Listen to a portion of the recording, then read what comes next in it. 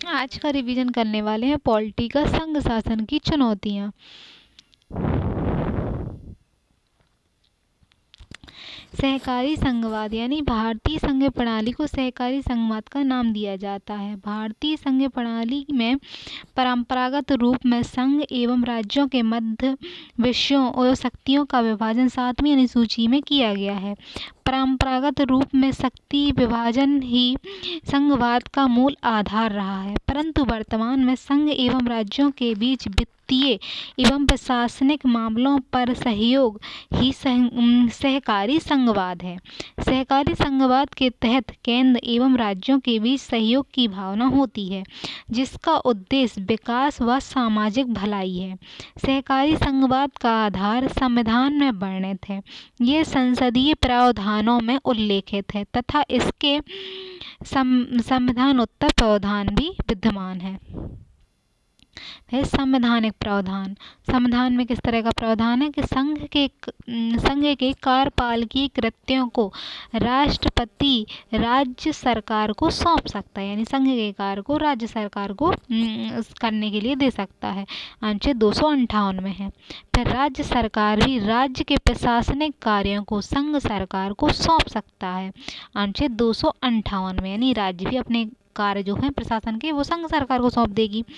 फिर संघ की संपत्ति को राज्य सरकारों के करों से छूट होगी यदि संसद ऐसी विधि द्वारा निर्माण करे। संसद विधि बना दे तो संघ सरकार की संपत्ति पर राज्य सरकारें टैक्स नहीं लगाएंगी।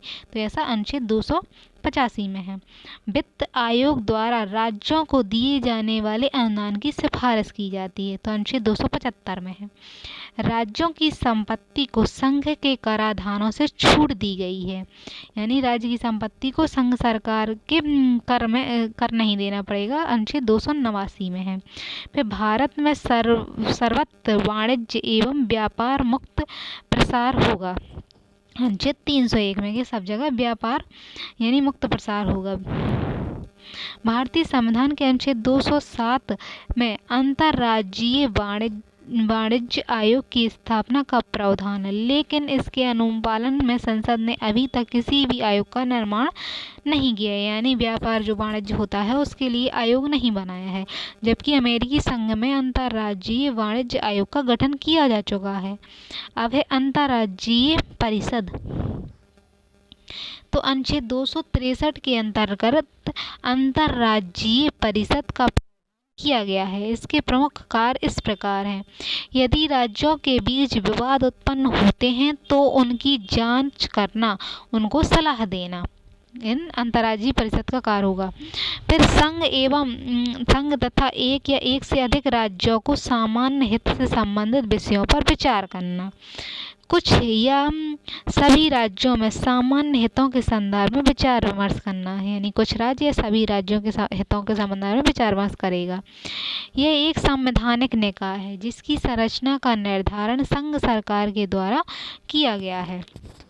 इस परिषद का गठन बीपी सिंह सरकार ने 1990 में किया था। तो अंतर्राज्यीय परिषद का गठन 1990 में किया गया था बीपी सिंह सरकार द्वारा। अंतर्राज्यीय परिषद की स्थापना राष्ट्रपति करता है और प्रधानमंत्री इसका अध्यक्ष होता है तथा इसमें प्रधानमंत्री द्वारा नामित केंद्र सरकार के 6 कैबिनेट स्तर के मंत्री होते हैं, गृह मंत्री सहित बतौर सदस्य के रूप में होते हैं। इसमें सभी राज्यों के मुख्यमंत्री, केंद्र शासित क्षेत्रों के प्रशासक, दिल्ली एवं पांडुचेरी के मुख्यमंत्री भी शामिल होते हैं।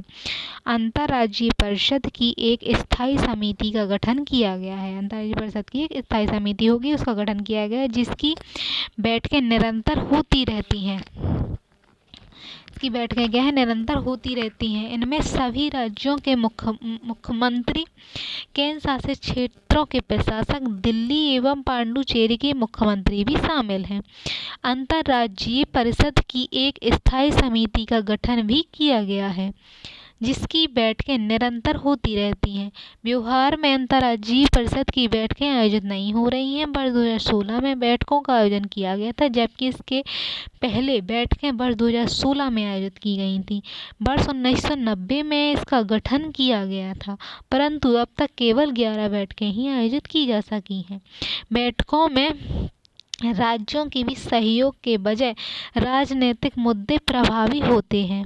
वर्तमान में बैठकों में जीएसटी पारित करने और आतंकवाद को रोकने के लिए साझी सहयोग पहल की गई है। इन बैठकों में उत्तर प्रदेश, कर्नाटक, जम्मू कश्मीर के मुख्यमंत्री शामिल नहीं हुए। तो राज्यों के बीच विवादों के संबंध में सहयोग बढ़ाने के लिए अंतर्राज्यीय परिषद है। इसका गठन 1990 में वीपी सिंह सरकार के समय हुआ था। तो यह एक क्या है, अनुच्छेद 263 में तो संवैधानिक प्रावधान है इसका। फिर है वैधानिक प्रावधान। संसदीय विधियों द्वारा संसदीय सहकारी संघवाद के निम्नलिखित प्रावधान किए गए हैं जो संघ एवं राज्यों के बीच सहयोग को बढ़ावा देते हैं। यानी वो संविधान के अनुसार थे। अब वैधानिक प्रावधान जो बाद में किए गए हैं विधि बनाकर, तो संघ और राज्यों के लिए तो है क्षेत्रीय परिषदें। क्षेत्रीय परिषदें बनाएंगी। जैसे जवाहरलाल नेहरू के प्रयासों से 5 क्षेत्रीय परिषदों का गठन किया गया, जिसकी संस्तुति राज्य पुनर्गठन अधिनियम 1956 के तहत किया गया। क्षेत्रीय परिषदों का पदेन अध्यक्ष जो है केंद्रीय गृह मंत्री होता है।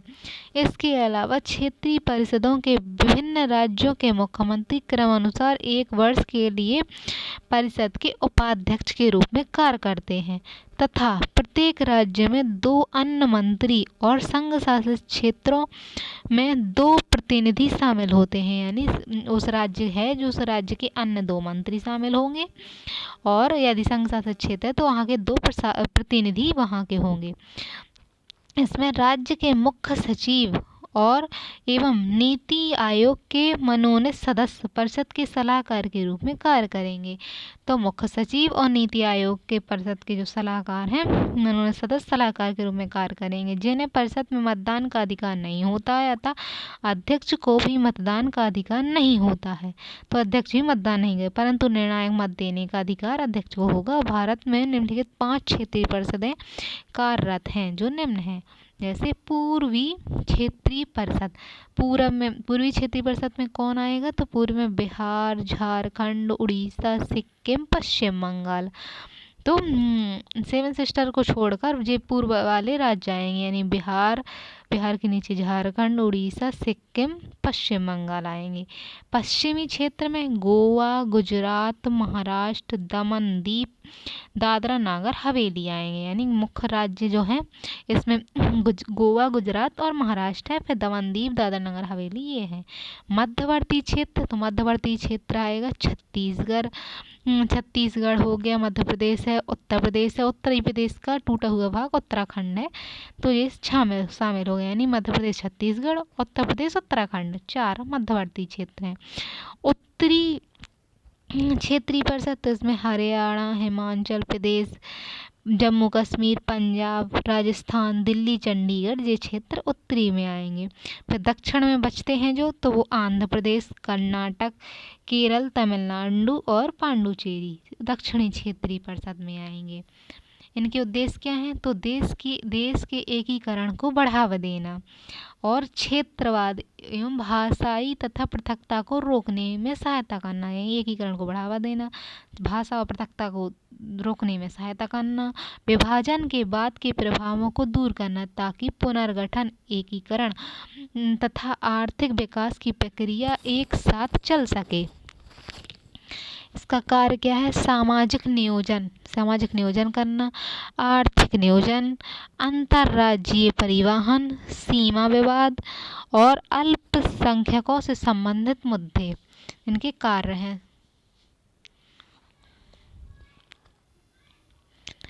ठीक है। अब है परिषद में शामिल राज्यों की भौगोलिक एवं सांस्कृतिक विशेषताएं लगभग समान होती हैं। परिषद के द्वारा राज्यों के बीच संघ और राज्यों के बीच साझे मुद्दे पर सहयोग भाव है, यानी संघ और राज्य एक मुद्दे पर साझे व्यवहार करें एक दूसरे के साथ, तो इस संबंध में जैसे कृष्णा नदी जल विवाद परिषद के द्वारा हल किया गया तथा भाखड़ा नागल परियोजना भी परिषदों के सहयोग का परिणाम है। पूर्वोत्तर परिषद। पूर्वोत्तर परिषद का गठन 1971 में संसदीय विधि द्वारा किया गया, जिसमें वर्ष 2002 में संशोधन कर सिक्किम भी शामिल किया गया। इस परिषद में असम, मणिपुर, मेघालय, नागालैंड, त्रिपुरा, अरुणाचल प्रदेश, मिजोरम एवं सिक्किम सहित 8 राज्य हैं, जिसका मुख्यालय शिलांग है। इस परिषद में इन राज्यों के राज्यपाल एवं मुख्यमंत्री शामिल होते हैं, तो यहाँ के राज्यपाल और मुख्यमंत्री शामिल होंगे। राष्ट्रपति द्वारा इस परिषद के अध्यक्ष को मनोनीत किया जाएगा और यह सामान्यतः संघ सरकार के मंत्रिपरिषद के सदस्य, जो सामान्यतः पूर्वोत्तर राज्यों के विकास मंत्री तथा साथ ही राष्ट्रपति द्वारा एक अन्य सदस्य भी मनोनीत किया जाता है, जो परिषद का उपाध्यक्ष होता है। तो राष्ट्रपति एक सदस्य को नियुक्त करेंगे जिसको उपाध्यक्ष होगा, और संघ सरकार के जो मंत्री परिषद है उनके सदस्य होंगे जो उस राज्य के विकास के लिए कार्य करते हैं, वो वाले। तो पूर्वोत्तर परिषद का गठन किया गया। तो ये वाली परिषदें जो थी पूर्वी, पश्चिमी, मध्य, उत्तरी और दक्षिणी, इसके बाद पूर्वोत्तर का 1971 में गठन किया गया। यह उल्लेखनीय है कि परिषद का निर्माण एक सलाहकारी संगठन के रूप में किया गया है, परंतु वर्तमान में परिषद नियोजन की संस्था के रूप में कार्य कर रही है। इस क्षेत्र में मैदानी क्षेत्र के लोगों को छोड़कर अधिकतर जनसंख्या जनजाति है। तो पूर्वोत्तर में जनसंख्या जनजाति है। यहाँ प्रत्येक जनजाति अपने आप में एक छोटा समूह है, जिसका अन्य किसी दूसरे समूह के साथ सामाजिक समागम अथवा सामाजिक मेल मिलाप बहुत कम होता है। इन छोटे छोटे समूहों को आपस में बांधे रखने के लिए एकमात्र कड़ी प्रशासनिक मशीनरी है।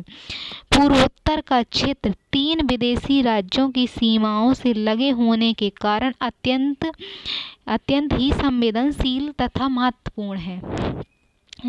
इनमें चीन के साथ लगी सीमाएं अत्यंत संवेदनशील है। तो चीन के साथ लगी सीमाएं संवेदनशील हैं और इसलिए इन 8 पूर्वोत्तर राज्यों के हित को ध्यान में रखते हुए संयुक्त कार्यवाही की सुचारू संचालन के लिए पूर्वोत्तर परिषद का गठन किया कि वहाँ शांति व्यवस्था रहे और अच्छे से काम होता रहे।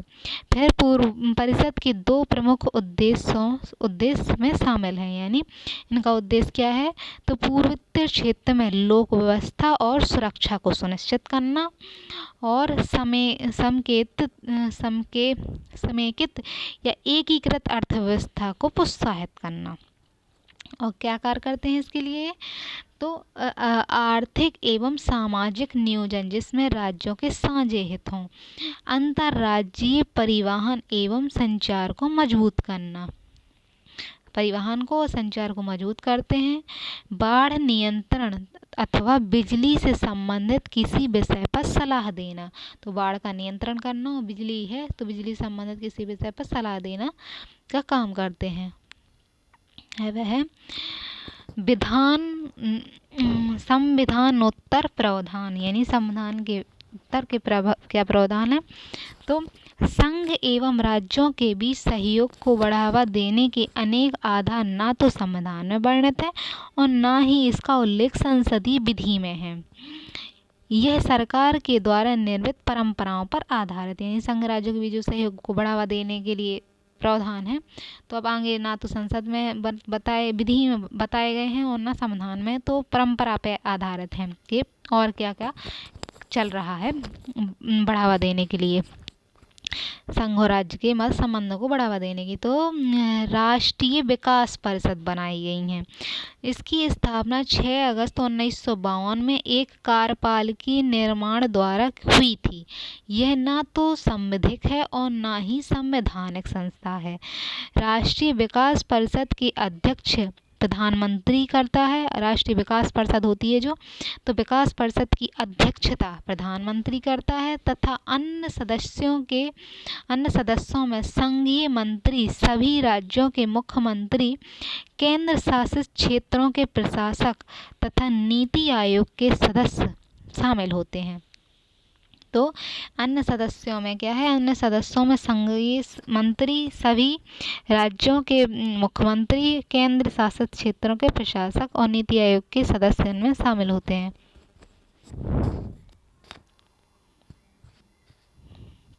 इनका कार्य क्या है? तो राष्ट्रीय विकास परिषद का कार्य, राष्ट्रीय विकास परिषद का मूल कार्य योजनाओं के प्रारूप पर अपनी सहमति देना है। यानी कोई योजना बन रही है तो उस पर विकास परिषद का कार्य उन पर सहमति देना है। अर्थात योजना आयोग की कोई भी योजना तब तक लागू नहीं हो सकती जब तक राष्ट्रीय विकास परिषद अपनी अनुमति प्रदान न कर दे।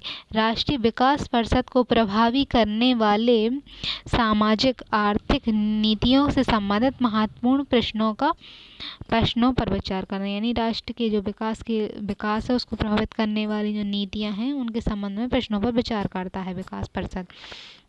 वह समय समय पर राष्ट्रीय योजनाओं के क्रियान्वयन का पुनरावलोकन तथा राष्ट्रीय नियोजन के लक्ष्यों को प्राप्त करने के लिए उपायों को बताना।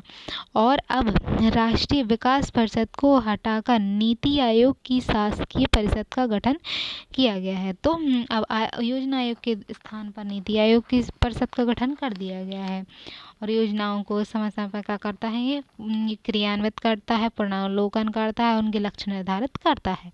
ये विकास परिषद होता है जो राष्ट्रीय विकास परिषद। अब है योजना आयोग। तो योजना आयोग पहले था, अब इसके स्थान पर नीति आयोग है। तो योजना आयोग को देख लेते हैं।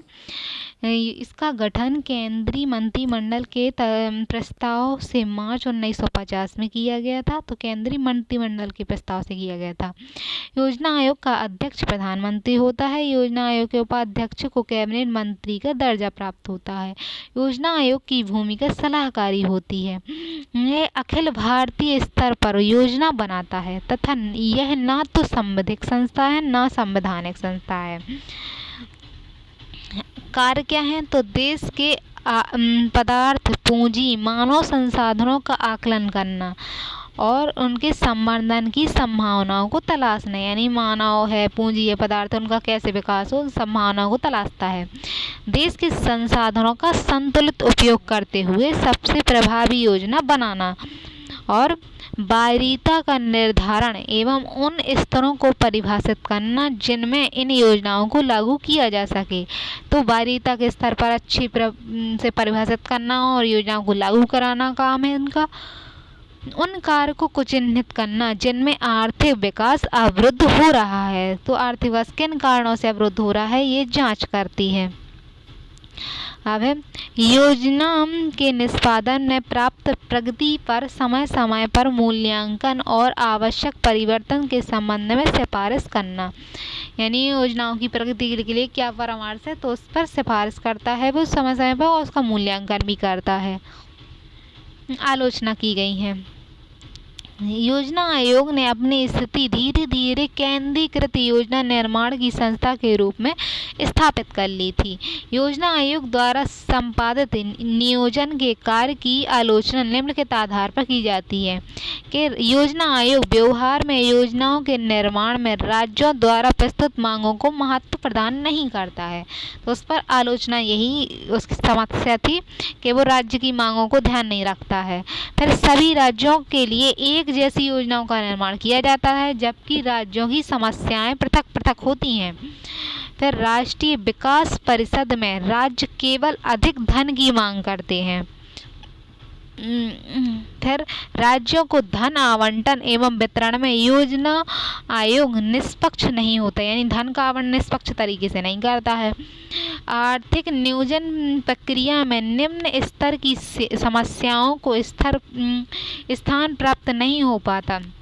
निम्न स्तर की जो समस्याएं हैं जैसे किसी राज्य की तो उन्हें स्थान ही प्राप्त नहीं होता क्योंकि योजनाओं में सामान्य समस्याओं को ध्यान में रखा जाता है और छोटी मोटी समस्याओं को अनदेखा कर दिया जाता है। इसमें अत्यधिकरण की प्रक्रिया पाई जाती है जिसमें राज्यों की स्वायत्तता में कमी आई है। आलोचकों के अनुसार योजना आयोग ने एक परामर्शकारी संस्था से प्रारंभ करके व्यवहार में एक सर्वोच्च मंत्रिमंडल का स्वरूप प्राप्त कर लिया था। परिणाम स्वरूप नियोजन में योजना आयोग का प्रभाव सरकार से अधिक हो गया था। यानी सरकार से अधिक योजना आयोग का प्रभाव हो रहा था।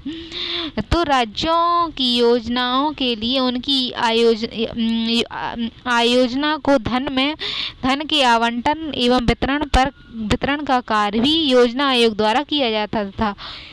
यानी राज्य सरकार का जो धन है उसको बांटने का काम, वितरण का काम यही करने लगे थे। राज्यों का प्रभाव योजना पर ना होकर योजना आयोग का प्रभाव राज्यों पर था। राष्ट्रीय विकास परिषद में भी राज्यों के मुख्यमंत्री ना तो खुलकर बोलते थे और ना ही कोई ठोस सुझाव देते थे। अतः योजना आयोग एक केंद्रीकृत योजना पूरे देश के लिए बनाता था जिसमें जन सहयोग था ही नहीं और योजनाएं लाद दी जाती थी। यानी योजना निचले पायदान से बनकर नहीं जाती थी और ना ही राज्य और केंद्र शासित प्रदेशों द्वारा योजनाओं को प्रभावित किया जाता था। अतः नियोजन का स्वरूप सहकारी नहीं था, यानी एक दूसरे का सहयोग करने जैसा नहीं था। समय समय पर यह मांग उठती रही कि योजना निर्माण केंद्र में बैठकर नहीं बनाई जाए और लोकतांत्रिक संघात्मक देश यानी भारत में गांव, जिलों, राज्यों की समस्याओं को ध्यान में रखकर योजनाओं का निर्माण और क्रियान्वयन करना चाहिए। तो केंद्रीकरण के स्थान पर विकेंद्रीकरण को स्थान दिया जाना चाहिए। तो ये मांगें उठती रही थी। नीति आयोग की स्थापना योजना आयोग के सुधार की मांगों को ध्यान में रखकर की गई। फिर नीति आयोग के उद्देश्यों में कुछ इस प्रकार के दिशा निर्देश दिए गए हैं। इसे आर्थिक नियोजन में राज्यों को अधिक महत्व दिया जाएगा और साथ ही राज्यों से उनकी क्षमताओं, समस्याओं, योजनाओं का प्रारूप बनाने के लिए कहा जाएगा कि वो अपना समस्याएं, अपनी क्षमताएं बताएं। इस प्रारूप को ज्ञान के थिंक टैंक से परामर्शित कर योजनाओं का अंतिम रूप, फिर उनको उस पर विचार करके यानी योजना बना दी जाएगी, अंतिम रूप प्रदान किया जाएगा। और कोई भी केंद्रीय योजना, केंद्र की जो योजना है वो राज्यों पर थोपी नहीं जाएगी। तो नीति आयोग कब बना? तो केंद्रीय मंत्रिमंडल ने 1 जनवरी 2015 को एक प्रस्ताव पारित किया मंत्रिमंडल ने और योजना आयोग के स्थान पर नई संस्था नीति आयोग की स्थापना का मार्ग प्रशस्त किया। तब 5 जनवरी 2015 को इसकी नियुक्ति कर दी गई। 5 जनवरी को हुई, 1 जनवरी को प्रस्ताव आया और 5 जनवरी को नियुक्ति कर दी गई। प्रथम नीति आयोग में प्रधानमंत्री, अध्यक्ष और उपाध्यक्ष, 2 पूर्वकालिक सदस्य और 4 कैबिनेट मंत्री पदेन सदस्य तथा 3 विशिष्ट आमंत्रित मेहमान सदस्य शामिल हैं। इसमें कौन कौन है? मुख्यमंत्री होगा, मतलब प्रधानमंत्री होगा, अध्यक्ष होगा जो, एक उपाध्यक्ष होगा और 2 पूर्व यानी पहले पूर्व काल के जो सदस्य हैं वो होंगे और 4 कैबिनेट मंत्री होंगे और 3 विशिष्ट आमंत्रित करने वाले, आमंत्रित किए जाएंगे वो सदस्य हैं इसमें शामिल होंगे।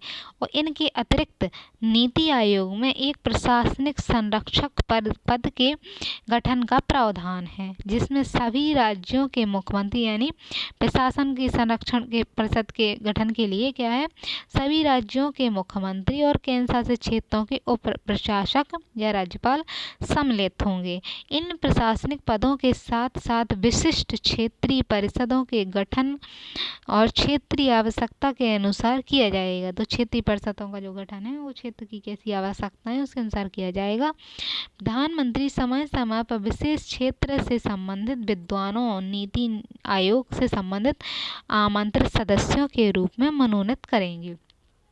तो विद्वानों को, जो आमंत्रित वाले सदस्य हैं, तो विद्वानों को नीति आयोग में आमंत्रित करेंगे प्रधानमंत्री। फिर स्थापना का कारण, तो समूचे भारत में भौतिक एवं मानवीय विकास के लिए वर्ष 1950 में योजना आयोग की नींव रखी गई थी जिनके द्वारा 5 वर्ष के लिए योजना निर्माण तथा देश के आर्थिक विकास के लिए विशेषज्ञ एवं सलाहकारी संस्था के रूप में स्थापित किया गया था। परंतु योजना आयोग देश के विकास के लिए दीर्घकालिक रणनीति का निर्माण नहीं कर सका। तो योजना आयोग जो बनाया गया था तो वो दीर्घकालिक रणनीति का विकास नहीं कर सका और विशेषज्ञों के बजाय उसमें सिविल सेवकों की नियुक्ति होने लगी। तो इसलिए वर्ष 1990 के बाद भारत में समाजवाद और फिर क्या हुआ, भारत में बदलाव भी हुआ। जैसे 1990 के बाद समाजवादी अर्थव्यवस्था के बजाय उदारीकरण, निजीकरण की नीति स्वीकार किया गया तथा विश्व में भूमंडलीकरण का प्रभाव अत्यधिक बढ़ गया।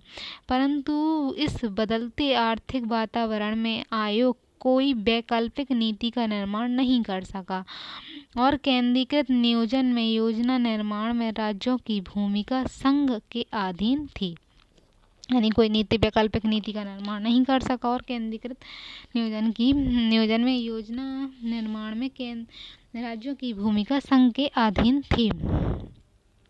समूचे भारत के लिए योजना आयोग योजनाओं का निर्माण कर रहा था और इस परिप्रेक्ष्य में आयोग को भी परिवर्तित करने का प्रयत्न किया गया। यानी उसको वही परिस्थितियों के अनुसार बदलना चाहिए था, नहीं बदलता रहा था, इसलिए उसे हटा के नया बनाया गया।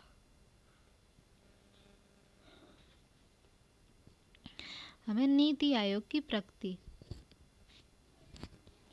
नीति आयोग के द्वारा योजना आयोग को एक विशेष संस्था के रूप में निर्मित किया गया, जिसके द्वारा देश के विकास के लिए 20 वर्षों के लंबे समय की रणनीति का निर्माण किया जा सके, न कि 5 वर्ष के लिए योजना बनाए। तो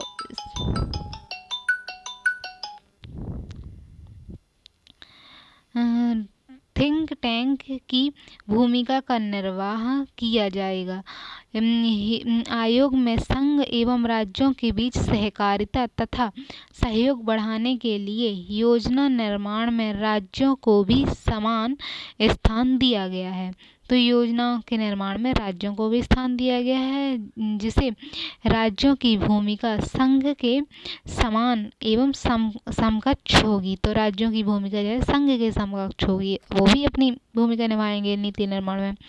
नीति आयोग की शासकीय परिषद में सभी राज्यों एवं केंद्र शासित क्षेत्रों को समान महत्व प्रदान किया गया है। तो इसमें क्या है, केंद्र शासित क्षेत्र को समान महत्व प्रदान किया गया है। इसके अतिरिक्त क्षेत्रीय परिषदों का भी गठन किया गया है, जिसमें एक क्षेत्र के भौगोलिक रूप से निकट राज्यों को शामिल किया गया है। तो क्षेत्रीय परिषद का गठन किया गया है, उसमें भौगोलिक रूप से समान राज्यों को शामिल किया गया है। इनकी सामाजिक एवं आर्थिक समस्याएं समान हैं। अब विशेषता है क्या है, भारत समान विविधतापूर्ण बहुलवादी देश में पूरे भारत के लिए एक केंद्र से नियोजन करना अत्यधिक कठिन है, क्योंकि अलग अलग राज्यों की समस्याएं पृथक हैं, यानी अलग अलग हैं। राजस्थान में जैसे पेयजल की सिंचाई की समस्या है, तो उड़ीसा में आधारभूत संरचनाओं का विकास सबसे बड़ी चुनौती है। वहीं बिहार और झारखंड अभी भी सामाजिक आर्थिक रूप से पिछड़े हैं और गुजरात, महाराष्ट्र, पंजाब आर्थिक रूप से समृद्ध हैं। इसीलिए राज्यों का नियोजन अलग अलग समस्याओं के अनुसार हल होना चाहिए, यानी सभी राज्यों की समस्याएं अलग अलग हैं। तो नीति आयोग में संघ एवं राज्यों को योजना निर्माण में साझी भूमिका प्रदान की गई है। अगस्त 2016 तक नीति आयोग की केवल 2 बैठकें ही आयोजित हो सकी। इन बैठकों में संघ एवं राज्यों के बीच वास्तविक सहयोग के बजाय राजनीतिक संघर्ष हावी होता है, तो राजनीति भी होती रहती है। फिर राष्ट्रीय एकता परिषद का विचार वर्ष 1961 में प्रधानमंत्री नेहरू द्वारा प्रस्तुत किया गया। तो राष्ट्रीय एकता परिषद एक चौथी संस्था बनाई गई। इसमें क्या है, वर्ष 1962 में पहली बार बैठक हुई। मूल उद्देश्य था देश को विभाजित करने वाली विशिष्ट सांप्रदायिक, जाति, क्षेत्रवाद, भाषाई समस्याओं को समाधान खोजना। और राष्ट्रीय एकता परिषद कार्यपालिका के द्वारा स्थापित संस्था है, यानी कार्यपालिका ने इसे बनाया था, जिसका अनेकों बार पुनर्गठन किया गया और इसका वर्ष 2013 में पुनर्गठन किया गया। था। नई दिल्ली में इसकी 15वीं बैठक आयोजित की गई। इसके अध्यक्ष प्रधानमंत्री तथा 14 इसमें क्या होता है, इसमें अध्यक्ष प्रधानमंत्री होते हैं, 14 कैबिनेट मंत्री इसके सदस्य होते हैं। इसके अतिरिक्त सभी राज्यों के मुख्यमंत्री, एकता परिषद है तो इसमें बहुत सारे लोग आएंगे, जैसे मुख्य प्रधानमंत्री हो गए, 14 कैबिनेट मंत्री हो गए, फिर सभी राज्यों के मुख्यमंत्री, केंद्र शासित प्रदेश हैं तो उनके प्रशासक होंगे, और राष्ट्रीय एवं क्षेत्रीय दलों के वरिष्ठ नेता शामिल होंगे। फिर मानवाधिकार, अल्पसंख्यक, महिला और अनुसूचित जाति जनजाति आयोग के अध्यक्ष की भी शामिल किया जाएगा। फिर मीडिया से जुड़े व्यक्ति, राजघरानों, व्यवसाय के राजघरानों जो हैं, और श्रमिकों के प्रतिनिधि, जो श्रमिक काम करते हैं उनके प्रतिनिधि शामिल होंगे, ताकि सब लोग अपनी अपनी राय दें। इसके देश के गणमान्य व्यक्ति भी इसके शामिल हैं। इसकी स्थापना 1986 में किया गया था। यह भी मूलतः संविधान में वर्णित संस्था नहीं है। यह एक सरकारी मशीनरी नहीं है, क्योंकि इसका समाज के सभी बुद्धिजीवियों को शामिल किया जा सकता है। तो जो ना तो सरकारी है, मशीनरी भी नहीं है, और संवैधानिक तो है ही नहीं। बस देश की एकता को बनाए रखने के लिए इसका गठन किया है। फिर हरित संघवाद। भारत में देश के सभी क्षेत्रों में आर्थिक विकास पर बल दिया गया। वर्तमान समय में आर्थिक विकास के साथ साथ पर्यावरण संरक्षण का मुद्दा भी महत्वपूर्ण बन गया है। राज्यों में होने वाले विनाश के लिए पर्यावरण मंत्रालय से अनुमति लेनी पड़ती है। तो यदि राज्य में निवेश करना है कोई काम करने के लिए, तो पर्यावरण मंत्रालय से अनुमति लेनी पड़ती है, और राज्य में होने वाले कोई निवेश पर स्थानीय समुदायों द्वारा पर्यावरण के नियमों के उल्लंघन का आरोप लगाया जा रहा है। तो जो आसपास के लोग होते तो पर्यावरण के उल्लंघन का आरोप भी लगा सकते हैं। वर्तमान समय में संघ और राज्यों के बीच पर्यावरण के मुद्दे पर अनेक विवाद भी उत्पन्न हो रहे हैं। जैसे राज्यों का आरोप है कि पर्यावरण मानकों के बहाने संघ सरकार राज्यों में निवेश को हतोत्साहित कर रही है। यानी राज्य जो है आरोप लगाते हैं कि पर्यावरण के बहाने संघ सरकार जो है राज्यों में अच्छा काम ना हो, ऐसे काम कर रही है। विशेषकर वे राज्य जहां संघ सरकार से अधिक संबंधित दल शासन में नहीं है। वर्तमान समय में पर्यावरण के मुद्दे पर समन्वय एवं सहयोग की आवश्यकता है, क्योंकि पर्यावरण का संरक्षण संघ एवं राज्यों का साझा दायित्व है। यह उल्लेखनीय है कि भारतीय संविधान में सहकारी संघवाद का प्रावधान है। फिर भारतीय संघीय शासन की प्रकृति, यानी भारत का संघीय शासन किस तरह से है। भारतीय संघीय शासन में संघ शासन की सभी विशेषताएं पाई जाती हैं, जिनमें शक्तियों का विभाजन उल्लेखित है। सर्वोच्च संविधान स्वतंत्र न्यायपालिका है। तो भारत के संविधान की प्रकृति ऐसी है कि शक्तियों का विभाजन है, स्वतंत्र न्यायपालिका है, कार्य विधि पालिका है, विधायी कार्यपालिका, यानी विधि के अनुसार कार्यपालिका काम करती है। वित्त शक्तियों के विभाजन में संघ सरकार का पल्ला भारी है। फिर संघ शासन में केंद्रीकरण की प्रभावी तत्व भी विद्यमान है। विधायी क्षेत्र में संघ सरकार के द्वारा राज्य सूची के विषय पर भी विधि निर्माण की जा सकती है, यानी संघ राज्य की भी लिए विधि निर्माण कर सकती है। कार्यपालिकी क्षेत्र में संघ सरकार राज्यों को दिशा निर्देश देता है, और वित्त क्षेत्र में राज्य संघ के अनुदान पर निर्भर होते हैं। वित्त में राज्य हैं जो संघ सरकार के अनुदान पर निर्भर होते हैं। इससे स्पष्ट प्रतीत होता है कि संघ एवं राज्य एक दूसरे के समकक्ष नहीं है, बल्कि राज्य संघ पर निर्भर है। इसलिए आलोचकों ने भारतीय संघीय व्यवस्था को अर्ध संघात्मक कहा है। इसके अतिरिक्त भारत में आपातकालीन प्रावधान, जैसे आपातकालीन प्रावधान है, जैसे संघ एवं राज्यों की शक्तियों के विभाजन को स्थित कर दिया जाता है और संघीय व्यवस्था एकात्मक रूप से कार्य करने लगती है। इसी आधार पर आलोचकों ने कहा है कि भारतीय शासन एकात्मक है, मूलतः एकात्मक है और कुछ संघात्मक लक्षण ही विद्यमान है। आलोचना होती रहती है इस तरह की। यह सत्य है कि भारतीय संघ व्यवस्था में संघ ज़्यादा शक्तिशाली है तथा संघ के में केंद्रीकरण की प्रवृत्तियां विद्यमान है, परंतु संघ शासन में संघ और राज्यों के बीच सहयोग के महत्वपूर्ण बिंदु उल्लेखनीय हैं। इसीलिए भारतीय संघ को सहकारी संघीय व्यवस्था कहा जाता है, यानी सहयोग भी है। संघीय शासन का मूल्यांकन संविधान के अध्ययन के द्वारा पूर्णतः संभव नहीं है, क्योंकि संविधान निर्माण करते समय उस तरह की बातें समझ में नहीं आई, वो पूरी तरीके से व्याख्या नहीं की गई है उसमें, बल्कि संघ शासन में वास्तविक कार्यकरण को देखना आवश्यक है कि उसके कार्यों को देखना चाहिए कैसे काम कर रहे हैं। भारत में राज्यों के मुख्यमंत्री स्वतंत्र एवं पृथक शक्तियों का प्रयोग करते हैं और वे अपनी शक्तियों के प्रयोग के लिए संघ पर निर्भर नहीं है। इसलिए संघ शासन प्रकारात्मक और राजनीतिक अवधारणा भी है। इसे केवल विधि के अध्ययन के द्वारा नहीं समझा जा सकता।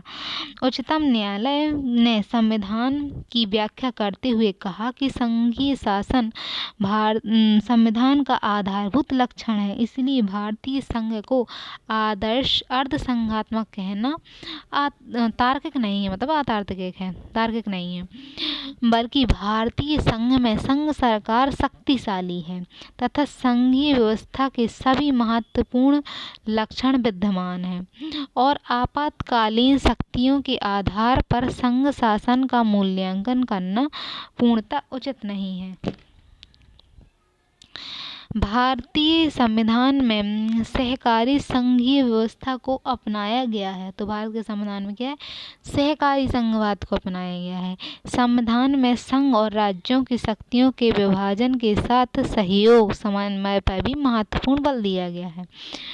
भारतीय संघीय शासन की प्रकृति केवल संविधान के अध्ययन के द्वारा समझना कठिन है, क्योंकि संविधान में व्याख्या नहीं है उस तरह की और जैसा काम कर रहा है वैसा नहीं बताया है, बल्कि इसके लिए संघीय व्यवस्था और व्यवहारिक कार्यकरण को भी समझना महत्वपूर्ण है।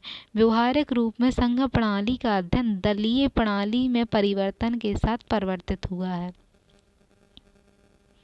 अब है संघ और राज्यों के बीच राजनीतिक संबंध।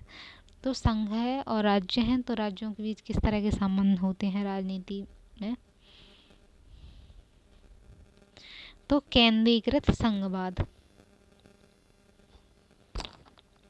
यानी संविधान लागू होने के पश्चात पहले और दूसरे तीसरे लोकसभा चुनाव में संघ एवं राज्य दोनों में केंद्र दल की सरकारों का निर्माण हुआ था। इसलिए संघ का प्रधानमंत्री एवं राज्यों के मुख्यमंत्री दोनों कांग्रेस दल के थे। अतः संघ और राज्यों के मध्य सहकारिता समन्वय देखा गया। संघ राज्यों के मध्य कुछ मामूली विवाद उत्पन्न हुए भी तो कांग्रेस दल के मंच पर उन्हें सुलझा लिया गया। अतः संघ राज्यों के मध्य विवाद समाधान के लिए उच्चतम न्यायालय का सहारा नहीं लेना पड़ा, क्योंकि क्या था कि सुलझा लेते थे आपस में। संघ शासन के आरंभिक दशकों में, जो आरंभिक दशक थे यानी 10 साल के अंतराल थे जो, उसमें कांग्रेस का एक दलीय प्रभुत्व था, परंतु कांग्रेस दल के आंतरिक लोकतंत्र कायम था, मतलब अच्छे से लोकतंत्र भी कायम था और केंद्र में भी और राज्य में भी कांग्रेस की सरकारें चल रही थी। तो एकातरफा शासन टाइप का था। तो राज्यों के मुख्यमंत्री अत्यधिक स्वायत्तता और शक्तियां तथा मुख्यमंत्रियों का अपना स्वतंत्र जन आधार था, यानी वहाँ के मुख्यमंत्री अपने इच्छानुसार कार्य करते थे, स्वतंत्र थे और स्वतंत्र जन आधार था। कुछ लोगों के अनुसार तत्काल राज्यों के मुख्यमंत्री कैबिनेट मंत्रियों से भी ज़्यादा शक्तिशाली थे उस समय के। तो राज्यों के मुख्यमंत्री प्रधानमंत्री की इच्छा अनुसार या कृपा के पात्र नहीं, मतलब कृपा की अनुसार सत्ता नहीं चला रहे थे, बल्कि खुद के ऊपर निर्भर थे, वो अपनी इच्छा अनुसार स्वतंत्र थे। तो राज्यों के मुख्यमंत्रियों के प्रमुख के काम काज और बख्शी, गुलाम मोहम्मद, S.K. पटेल, नीलम संजीव रेड्डी, विनोदानंद झा जैसे प्रमुख मुख्यमंत्री उस समय के थे। फिर रुडोल्फ और रुडोल्फ के अनुसार नेहरू युग में राज्यों के मुख्यमंत्रियों को अत्यधिक स्वायत्ता प्राप्त थी। यानी नेहरू युग में जो थे मुख्यमंत्रियों ने बहुत ज़्यादा स्वतंत्रता थी, स्वायत्ता थी, एवं केंद्रीय नेतृत्व के द्वारा राज्यों की मांग में हस्तक्षेप नहीं किया जाता था। तो संघ शासन में कुछ परंपराओं का भी पालन किया गया तथा इसके अंतर्गत राज्यों में राज्यपाल की नियुक्ति पहले संबंधित मुख्यमंत्री से परामर्श लिया जाता था। यानी उस जिस राज्य में राज्यपाल की नियुक्ति करनी है तो उस राज्य के मुख्यमंत्री से परामर्श लिया जाएगा। अतः इस काल में संघ एवं राज्यों के मध्य विवाद लगभग नगण्य थे, यानी ना के बराबर विवाद थे। फिर क्या हुआ, संघ और राज्यों के मध्य संबंधों में संघर्ष का युग आया। तो 1967 में भारतीय दलीय प्रणाली में एक मुख्य महत्वपूर्ण परिवर्तन हुआ। पहली बार क्या हुआ, प्रतिस्पर्धी दल प्रणाली का जन्म हुआ।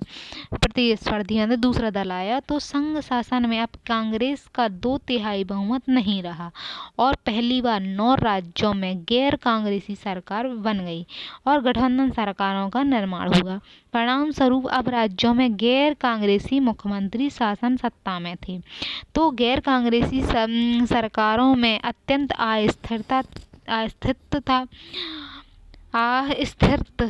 गैर कांग्रेसी मुख्यमंत्रियों ने संघ सरकार पर भेदभावपूर्ण नीति का आरोप लगाया और संघ और राज्य के मध्य विवाद उत्पन्न हो गए। जैसे राज्यपाल की भूमिका, उन्होंने क्या आरोप, राज्यपाल की भूमिका के संविधान में राज्यपाल राज्य सरकार का संवैधानिक कार्यपालिका प्रधान होते हैं, राज्यों का प्रधान होता है वो, परंतु राज्यपाल व्यवहारिक रूप में संघ के एजेंट के रूप में कार्य करने लगा। राज्यपाल ने निम्नलिखित रूपों में अपने पद का दुरुपयोग किया। जैसे गैर कांग्रेसी मुख्यमंत्रियों को बर्खास्त किया राज्यपाल ने, फिर कांग्रेसी मुख्यमंत्रियों को बचाने का प्रयास किया उसने, फिर गैर कांग्रेसी मुख्यमंत्रियों को सरकार निर्माण के लिए आमंत्रण ही नहीं किया। तो राज्यपाल ने ये काम किए। फिर अनुच्छेद 200 में इसके अंतर्गत राज्यपाल ने राज्य सरकारों के विधेयक को राष्ट्रपति के विचार के लिए आरक्षित कर लिया, परंतु राष्ट्रपति ने कई विधेयकों पर लंबे समय तक निर्णय नहीं किया, क्योंकि संविधान में स्पष्ट उल्लेख नहीं है कि राष्ट्रपति कितने दिनों में विधेयक पर अनुमति प्रदान करेंगे। तो राज्य सरकारों के काम अटके रहे इस तरह। अनुच्छेद 356 में लिखा है कि संविधान में डॉक्टर अम्बेडकर ने कहा था कि अनुच्छेद 356 का प्रयोग अंतिम और अपवाद रूप में होना चाहिए, परंतु राज्यपाल ने छोटे छोटे मामलों में भी इसका दुरुपयोग किया। तो केंद्रीय सुझाव पर बल और भेजने का मामला, केंद्रीय सुझाव जो है केंद्र ने क्या है, सुरक्षा बल भेजे राज्यों में। तो संविधान के अनुसार विधि व्यवस्था बनाए रखना राज्य का विषय है, लेकिन 70 के दशक में राज्यों में स्थित केंद्रीय प्रतिष्ठानों और संपत्ति की रक्षा के लिए संघ सरकार ने केंद्रीय बलों की तैनाती की, जिसका पश्चिम बंगाल, केरल जैसे राज्यों ने प्रबल विरोध किया। तो संघ सरकार ने जब अपने सैनिकों की नियुक्ति की राज्यों में, तो राज्य सरकारें हैं जो केरल की, तो उन्होंने विरोध किया बंगाल की।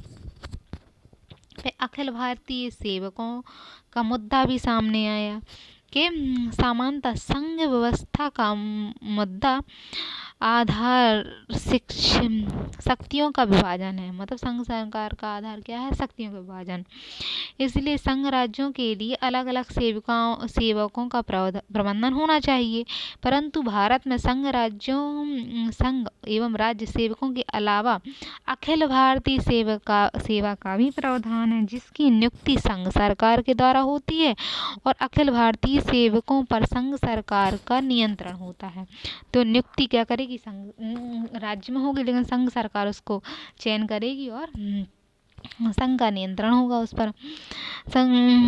जिसके विरुद्ध अनुशासनात्मक कार्यवाही तथा इसको सेवा में निष्कासित करने की शक्ति संघ में निहित है, इसलिए इन्हें राज्यों की शक्तियों के विरुद्ध माना जाता है।